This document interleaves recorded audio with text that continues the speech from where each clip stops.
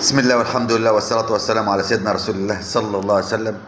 أعزائي المشاهدين، السلام عليكم ورحمة الله وبركاته. أنا معلش شلت الصوت بتاعي وحطيت صوت من المكتب عشان الهواء والكلام ده. كمان كنت بصور في الشمس فما ظبطتش الكاميرا. الأرض دي رملية بس أنا جبتها بيضة كده. هي على العموم هو في آخر الفيديو هتلاقوها رملية وفي نص الفيديو رملية، هي المقدمة كده اللي فيها التربة اللي شكلها بيضة كده. احنا هنا في سهل بركة، مدق اسمه البطاطس. سهل بركة او المدق البطاطس بالذات او مدق عرفة مسمينه اوكرانية مصر. ليه بقى؟ لان المدق ده رملة، ورملة يعني في الارض اللي انا فيها عمقها حوالي 90 متر، وده حاجة صعبة جدا ما تلاقوش غير في اوكرانيا. يعني هنا في مصر بتلاقي معظم اراضي سهل بركة اللي في الاول دي بتلاقيها الرملة مثلا متر مترين ونص متر، واما تيجي تعمل بيفوت وتيجي تروي غمر تروي رش تبص تلاقي الارض ملحت لانها فيها طفله من اللي هي ايه، مش طفله مثلا ناشفه، لا ده طفله من المجبسه دي عامله زي الصخر. لكن الارض بتاعتي بفضل الله سبحانه وتعالى ارض رمله ايه، رمله عميقه، رمله صفراء. اللي احنا معديين في الصور زي ما انتم شايفين كده الجيران. احنا كده وصلنا الارض عندي. احنا كده المقدمه اللي فيها الجيران دي، الجيران كلها زرع، انا الوحيد اللي ما زرعتش. كله زارع وكله بيفوتات وكله يعني خير، بسم الله ما شاء الله. دي استراحه للعامل، اوضه بحمام ومطبخ وفيه طوب يكفي استراحه كبيره او استراحتين، يعني مثلا يكفي بيت 5 اوض. تمام. وفيه طرق 6 كيلو طرق معموله للارض دي.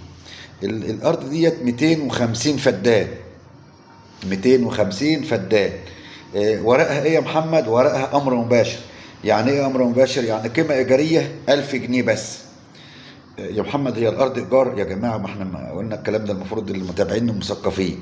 هنا الارض بتبقى ايجار لحد ايه ما تزرع وتتملك. ديت الارض دي واخده جديه 85% عشان فيها بير. تمام. بس البير مش كامل، يعني اللي هيجي هيحفر بير جديد. يبقى احنا قلنا ايه؟ الارض ديت وضعها القانوني بتاع ده، انا اسف، امر مباشر، مبادرة نخيل. ديت معمول فيها بير متسنتر في ال100 فدان اللي في الجنب، بحيث ان هو ياخد بيفوت ست اسمه مش عارف اسمه ست ايه، والله الواحد بينسى بيتلخبط. 6 حاجات مش عارف، هم الجماعه بتوع البفتات عارفين، يعني مش عارف اسمه 6 ايه كده. المهم، والناحيه الثانيه ممكن تتعمل نخل ال 150 الثانيه. طيب الارض ديت ورقها ب 200 بس، ال 50 الثانيه ديت هديه، انا مش هحاسبك عليه لان انا ما ببيعش وضع يد. ال 50 دي تعتبر وضع يد لانها بيني وبين الغرد. بفضل الله سبحانه وتعالى عند اي حد مستحيل تلاقي 250 فدان قطعه واحده رمله، لازم تلاقي فيها حته طفله، حته عاليه، حته واطيه. لا، دي كلها رمله، وكلها رمله مثلا 80 او 90 متر. بسم الله ما شاء الله.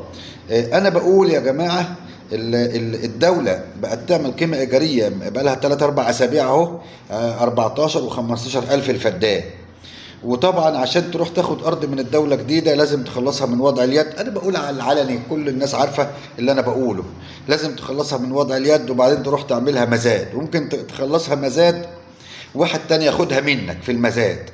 ليه؟ هو زود عنك، وانت بقى يجي بقى مثلا لو هو مخلصها من وضع اليد وانت خدتها منه تلاقيه راح قعد لك في الارض. لا، دي ارض بورقها، يعني لا مشاكل ولا حوارات. دي ارض بورقها خلصانه من الدوله، خلصانه من الدوله يعني خالص، ومدفوع فيها المقدم الاولاني ل 10 او 15%. مش خلصانه يعني ما عليهاش فلوس، لا، دي عليها 1000 جنيه لمده 23 سنه او 17,500 لو هتدفعهم على 13 سنه. يبقى احنا قلنا الجار اهو زرع بيفوت جنبي اهو. بنقول يا جماعه ده الجار زرع بيفوت اهو. بنقول يا جماعه الفدان في الارض ده اهي ب 6000. لو حد جاني في شهر واحد اقول له الفدان ب 12000. ليه؟ لان القيمه الايجاريه بتاعت الاراضي الجديده زي ما قلت لكم 15000. 15000 يعني الارض بتتملك الجديده بحوالي 350000، دي بتتملك ب 17 ونص. يعني انا معايا جوهره كل بقى يقول اذكار الصباح والمساء. بشكركم والسلام عليكم ورحمه الله وبركاته، منتظركم في مكتبي، والسلام عليكم.